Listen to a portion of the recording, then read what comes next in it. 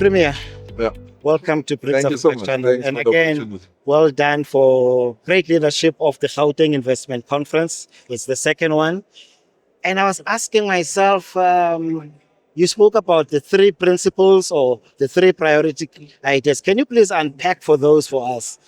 Well, for us, obviously, is that we are the epicenter of crime. No one will come and invest in a crime-fested province or city. So we just have to ensure that we bring law and order. I'm excited that the president has agreed with us.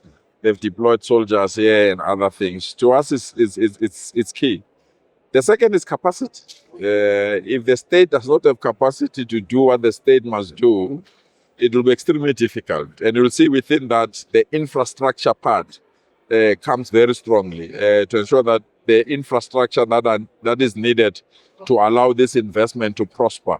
We should be prioritizing that. And the third area is skills. To us, skills of the future must be built now, because by the time they are needed, we don't have to say we are still training people. So our schools, our higher education institutions must produce skills that are related to the economy, so that the people that are investing here can be in a position to tap and get the necessary skills that we have.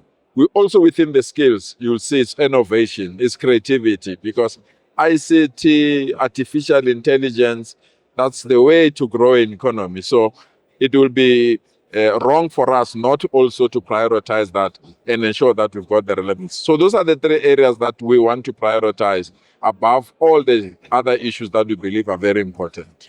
Let's start with the skills, critical skills, especially in the sectors that you say.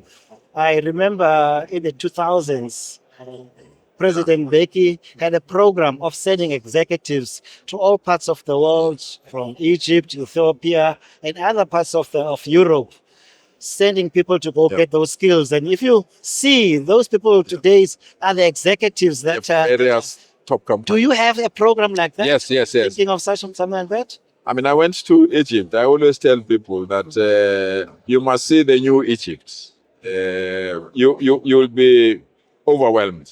I hear people saying we want to turn this into a construction site. You go to Egypt, it's indeed a construction site. Everywhere you look, there's construction, and this is the kind of skills that we need. And I was shocked when I was there. Their speed train is designed and managed by a young man that comes from Ekurhuleni here in South Africa. He's the one that is managing that. So it's that kind of partnership, pipeline preparations, and kind of a career identification that our predecessors or our leaders foresaw and said, let's do this. So we're working on that as well. We've got many students that that were in Cuba on the medical field. That part is coming to an end. We've got a relationship with China. Been in China, I'm going back to China. That part is also coming well. We've made traction on some of the skills that will be needed to build our speed trains. China is literally babysitting us on how best to do that, because they've been in that space for quite some time.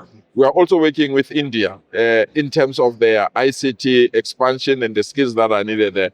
Indeed, we are continuing with those skills identification programs. You mentioned that you are interested in the infrastructure of the future, future trade, future skills.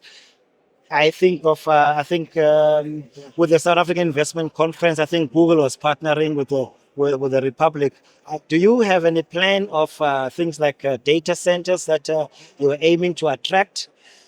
We opened 4 last year with Microsoft and other institutions. Huawei has approached us. There are other institutions that also wants to come into that area. That's the future. Those are the kind of skills that we say, if we can't create data centers, if we can't have the skills that will ensure that they function, we'll be left behind, and we'll be chasing those that are developing.